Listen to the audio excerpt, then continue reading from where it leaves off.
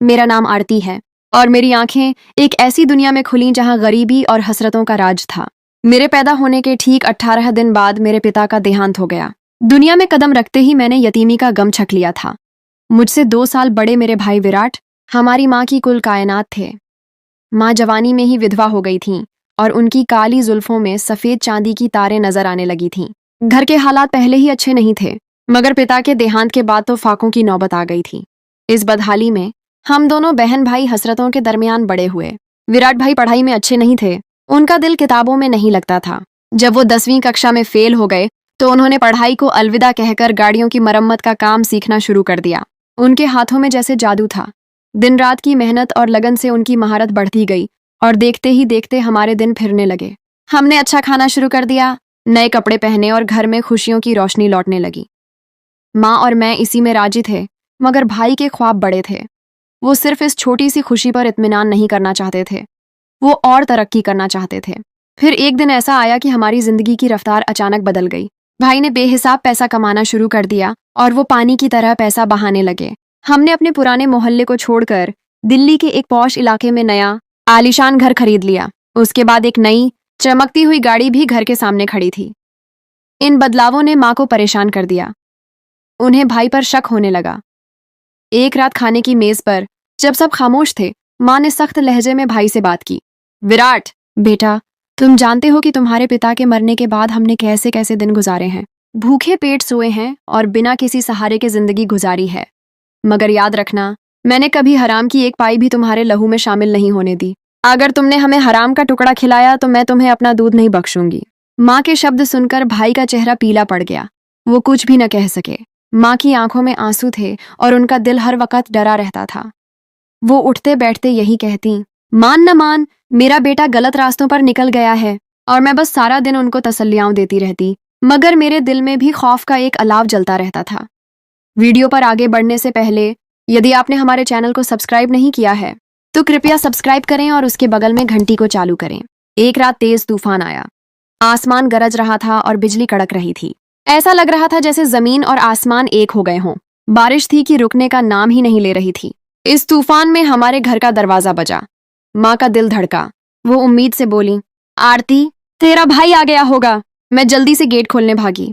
बारिश में भीगती हुई जैसे ही मैंने दरवाजा खोला, मेरे सामने 2 लोग खड़े थे। एक तो विराट भाई थे, मगर दूसरी औरत कौन थी? उसने खुद को अच्छी तरह चादर में लपेट रखा था। वो दोनों बुरी तरह भीग चुके थे। मैं जल्दी से उनके रास्ते से हटी तो वो लॉन की तरफ भागे, जैसे किसी खतरे से भाग रहे हों। मैं भी उनके पीछे चल दी। लॉन का मंजर बड़ा अजीब और ड्रामेटिक था। भाई और वो लड़की मुजरिमों की तरह खड़े थे और माँ टकटकी लगाकर उन्हें देख रही थी। मैंने आगे बढ़कर पूछा, भाई, ये लड़की कौन है? ये तुम्हारी भाभी है आरती, भाई ने धीरे से जवाब दिया। माँ की आंखों में गुस्से की चमक थी।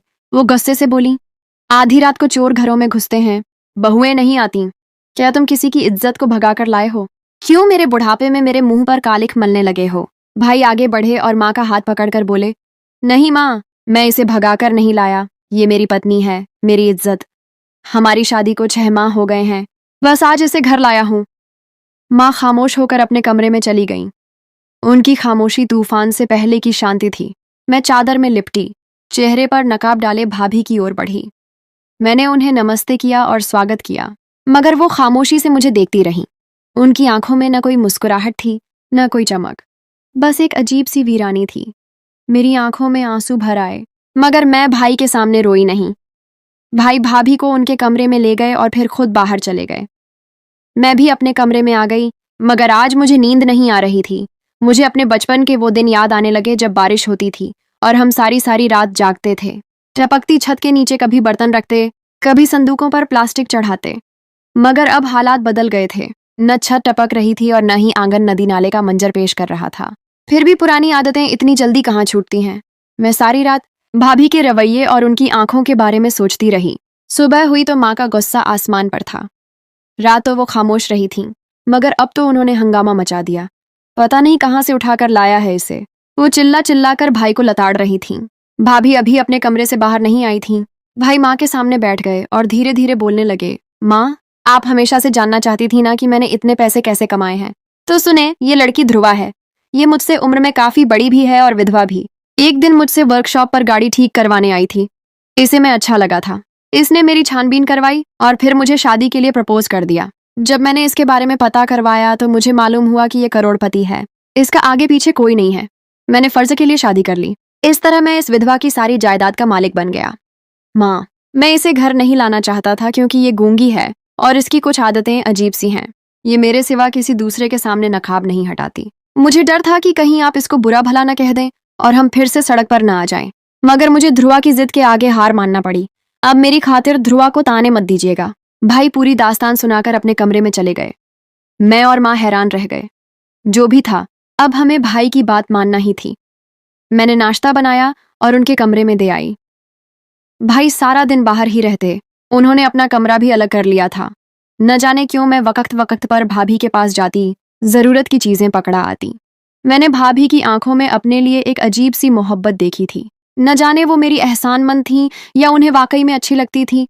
मेरी कोई बहन तो थी नहीं। मैंने भाभी को ही बहन बनाने का सोच लिया। मैं बस उनके पास जाकर बैठ जाती और उनसे बातें करती रहती। वो बस मुस्कुराकर सुनती रहती। दिन यूं ही गुजरते गए और मुझे भाभी के साथ बहुत लगाव हो गया। वो भी मुझे मुस्कुराती हुई आंखों के साथ देखती रहती थीं। उनकी आंखों में बड़े अजीब से जज्बे छिपे थे। एक दिन मैं छत पर गई। वहां एक कागज पड़ा था। उसके ऊपर गुलाब का एक लाल फूल बड़े करीने से रखा हुआ था। मैंने वो खत उठाया। वो मेरे ही नाम का था। मेरे हाथ कांपने लगे।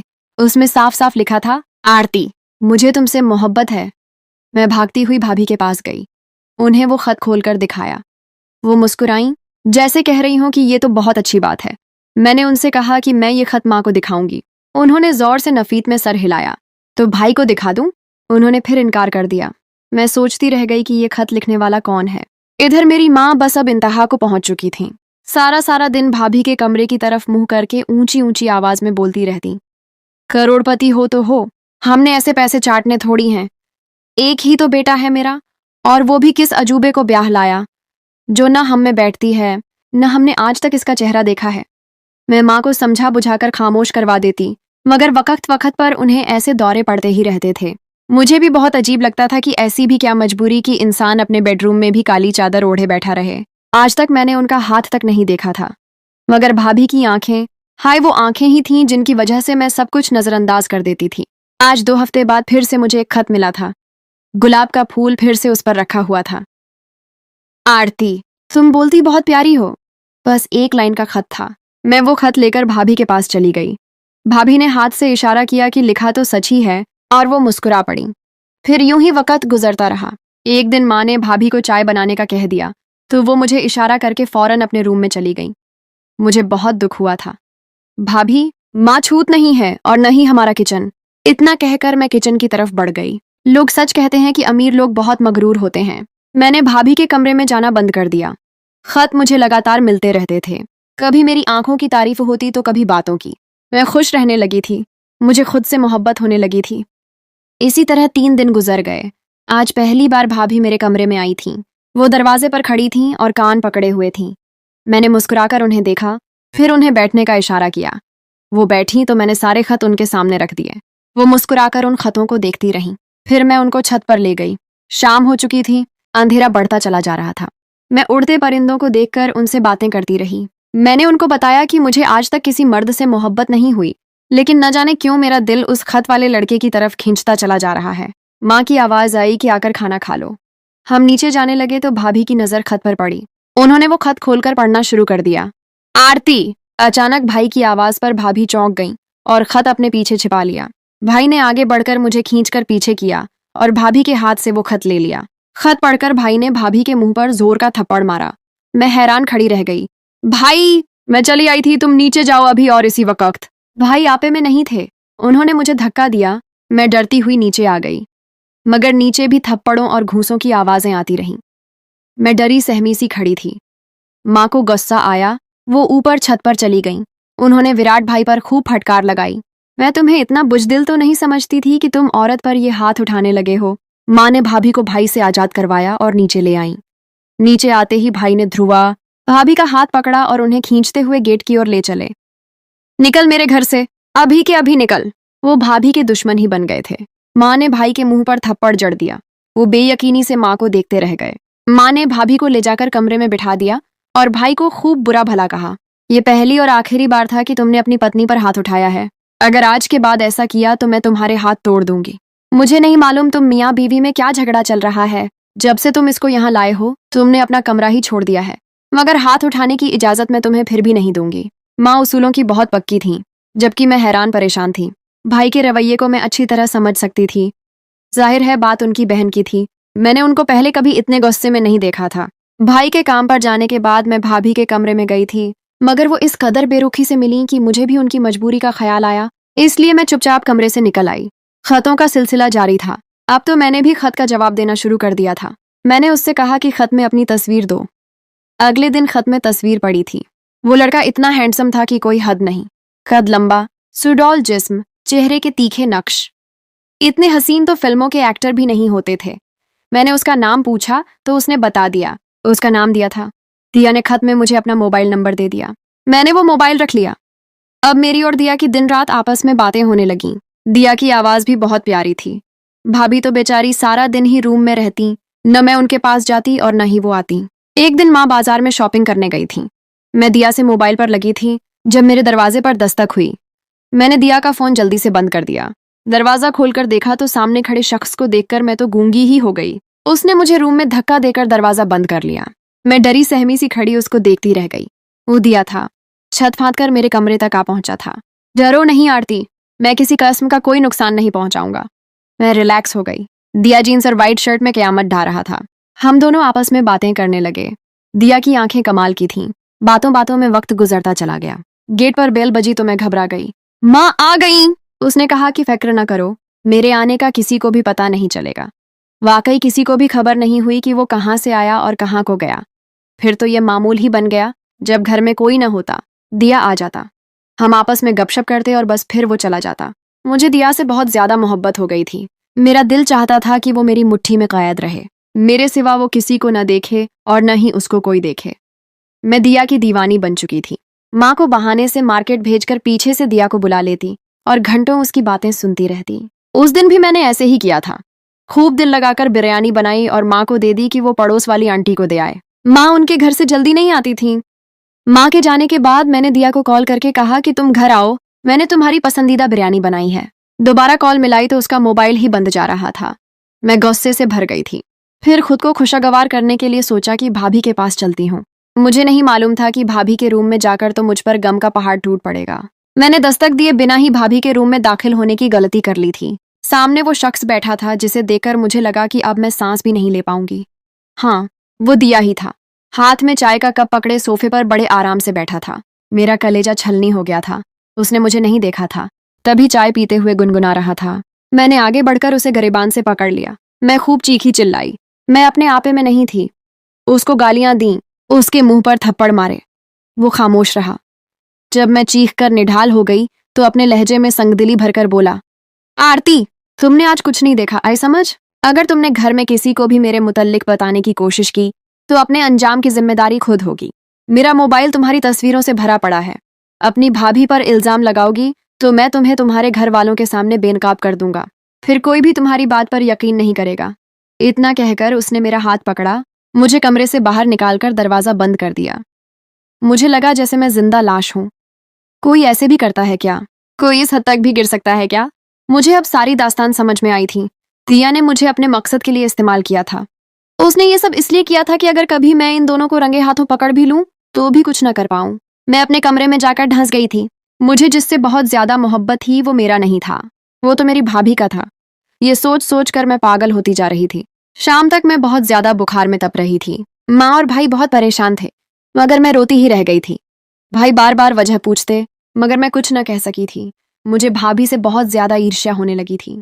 लगातार दवा दारू से अब मैं कुछ संभल चुकी थी। बुखार का जोर टूट गया था। मुझे ईर्ष्या की आग सुकून नहीं लेने दे रही थी।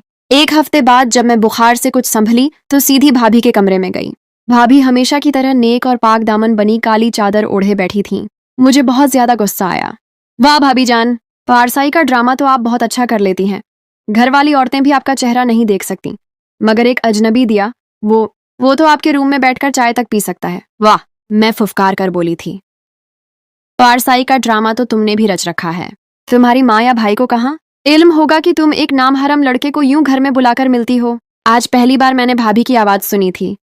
अजीब भारी सी आवाज थी, जबकि भाई ने तो कहा था कि वो गूंगी हैं, मगर मुझे आवाज की बजाय उनके शब्दों ने ज्यादा चौंकाया।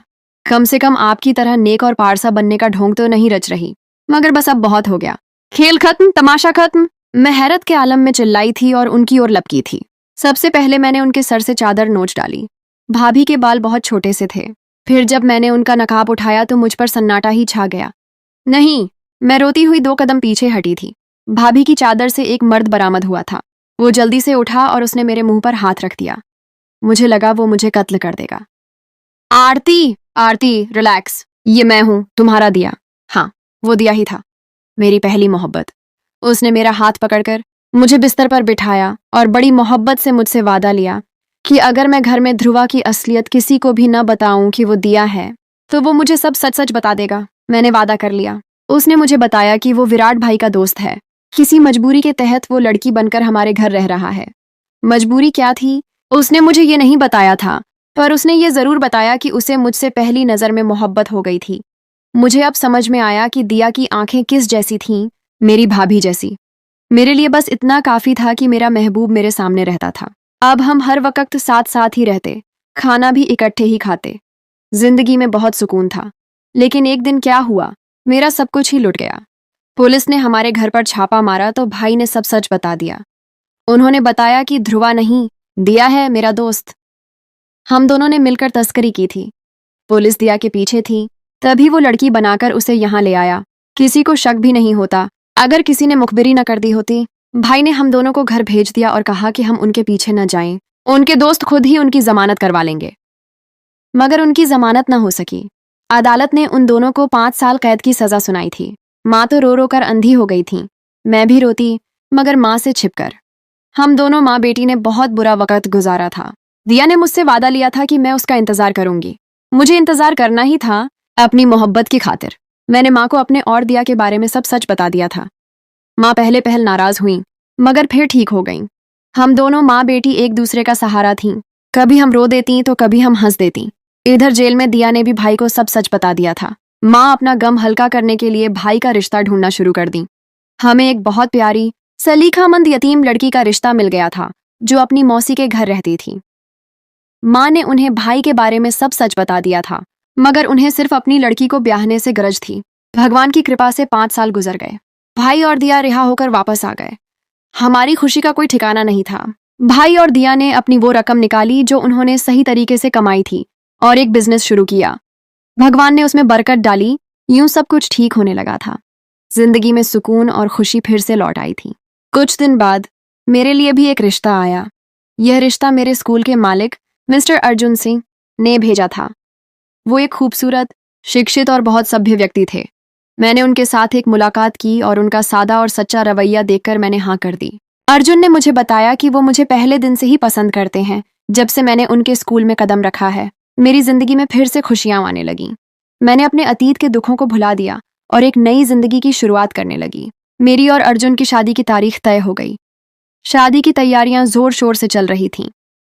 एक दिन अर्जुन मेरे घर आए और विराट भाई से मिलने की ख्वाहिश जाहिर की। वो दोनों बातें करने लगे और मुझे उनकी बातें अजीब सी लगीं। अर्जुन बार बार दिया का जिक्र कर रहे थे और विराट भाई परेशान होकर बात बदलने की कोशिश कर रहे थे। मैंने उन दोनों को अकेले छोड़ दिया और किचन में चली गई। बाद में अर्जुन ने मुझे बताया कि उनका और दिया का एक साझा दोस्त है और वो उसके जरिए दिया को जानते हैं। ये सुनकर मेरे दिल में फिर से खौफ पैदा हो गया। शादी से एक दिन पहले मैंने अर्जुन से पूछा, क्या तुम दिया के बारे में सब कुछ जानते हो? उन्होंने मुस्कुराकर हाँ में जवाब दिया। आरती, मैं तुम्हें समझने के लिए दिया और तुम्हारे भाई के अतीत को जानता हूँ और मैंने फैसला किया है कि मुझे यह सब कबूल है, क्योंकि मैं सिर्फ तुमसे प्यार करता हूँ। उनके शब्दों ने मेरे दिल को छू लिया और मैं उनके इरादों पर यकीन करने लगी। शादी के बाद अर्जुन और मैं बहुत खुश थे। अर्जुन ने मुझे हर तरह की खुशी दी। एक दिन हम दोनों छत पर बैठे थे और मैंने उन्हें अपने बचपन की कहानियां सुनाना शुरू कर दिया। मैंने उन्हें बताया कि कैसे जब बारिश होती थी तो हम छत पर बर्तन रखते थे और संदूकों पर प्लास्टिक चढ़ा देते थे। यह सुनकर वो मुस्कुराए और बोले, आरती, तुम बोलती बहुत प्यारी हो। उनके शब्द सुनकर मुझे एक झटका लगा। यह वही शब्द थे जो मुझे दिया ने खत में लिखे थे। मैंने उन्हें चौंक कर देखा। उन्होंने मेरे हाथ को थामा और बोले, हाँ आरती, वो खत मैंने ही लिखे थे। मैंने हैरत से पूछा, क्या मतलब? उन्होंने मुझे बताया कि वो दिया का रूप बदल कर आए थे। जब उन्होंने दिया की कहानी सुनी तो उन्हें मुझसे प्यार हो गया और वो मुझे हासिल करने के लिए दिया के रूप में मुझे खत लिखते थे। उन्होंने बताया कि दिया और भाई ने वाकई एक दूसरे से प्यार किया था, लेकिन वो दोनों जानते थे कि उनका रिश्ता समाज के लिए मुमकिन नहीं है। इसीलिए उन्होंने मेरा दिल जीतने का फैसला किया, क्योंकि उन्हें यह लगा कि सिर्फ एक वही व्यक्ति है जो मेरी जिंदगी में खुशियां वापस ला सकता है। मेरी आंखों में आंसू आ गए। यह सुनकर मुझे खुशी भी हुई कि मुझे सच्चा प्यार मिल गया, और तकलीफ भी हुई कि सबने मुझसे इतना बड़ा राज छिपाया। मैंने अर्जुन से पूछा, दिया और भाई का क्या? उन्होंने बताया, दिया और विराट भाई ने अपना रास्ता खुद चुना। वो दोनों अब भी एक दूसरे के बेहतरीन दोस्त हैं। भाई तुम्हारी खुशी देखकर खुश हैं, और दिया ने अपने आप को इस बात के लिए कबूल कर लिया है कि वो अपने प्यार से जुदा हो चुका है, मगर उनकी दोस्ती हमेशा कायम रहेगी। मैंने अपने पति को गले लगा लिया। अब मुझे यकीन हो गया था कि मोहब्बत हमेशा कामयाब नहीं होती, लेकिन सच और सब्र का साथ हमेशा कामयाब होता है। कुछ दिन बाद मेरे और अर्जुन के घर पर एक महिला आई। उनका नाम जारा था। वो एक बहुत ही खूबसूरत और आकर्षक औरत थी। जब उन्होंने मुझे देखा तो उनकी आंखों में एक अजीब सी चमक थी। अर्जुन ने मुझे बताया कि वो उनकी पुरानी दोस्त हैं। हमने मिलकर कॉफी पी और बहुत सारी बातें की। जब जारा जा रही थी तो उन्होंने मेरे हाथ में एक चिट्ठी रखी। जब मैंने उसे खोला तो उस पर लिखा था, तुम्हारा पति धोखेबाज है, वो दिया से आज भी मिलता है। यह पढ़कर मेरा दिल बैठ गया। मैंने अर्जुन से इसके बारे में पूछा, मगर वो नाराज हो गए। उन्होंने मुझे यकीन दिलाया कि यह सब झूठ है और जारा सिर्फ उन्हें ईर्ष्या की वजह से बदनाम करने की कोशिश कर रही है। मैंने उनकी बात पर यकीन कर लिया, मगर मेरे दिल में एक शक का बीज बोया गया था। कुछ दिन बाद मुझे अर्जुन का फोन मिला।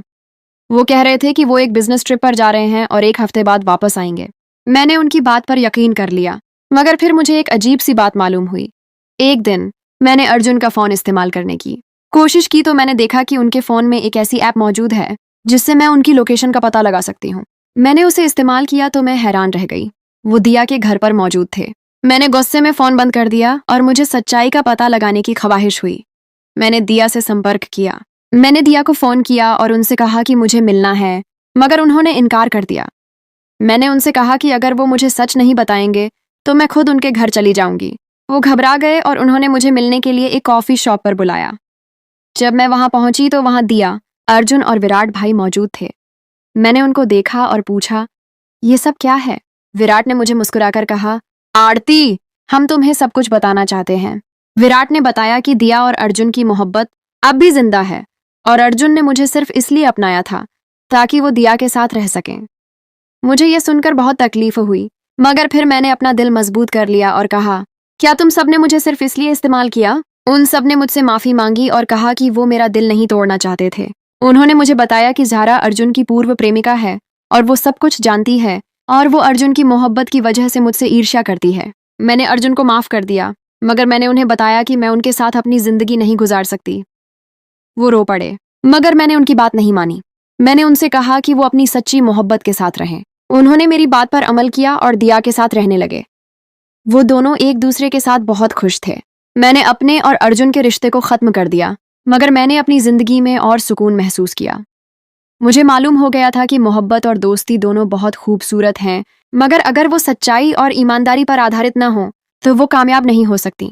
मेरी जिंदगी की कहानी में और मोड़ और किरदार शामिल हो गए थे, मगर मैं उन सबको दिल से कबूल कर चुकी थी। मेरी कहानी यहाँ खत्म नहीं हुई थी। हर रोज एक नया अध्याय खुलता और मुझे जिंदगी के नए सबक देता रहता था।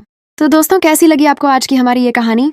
मैं आशा करती हूँ कि आपको कहानी जरूर पसंद आई होगी।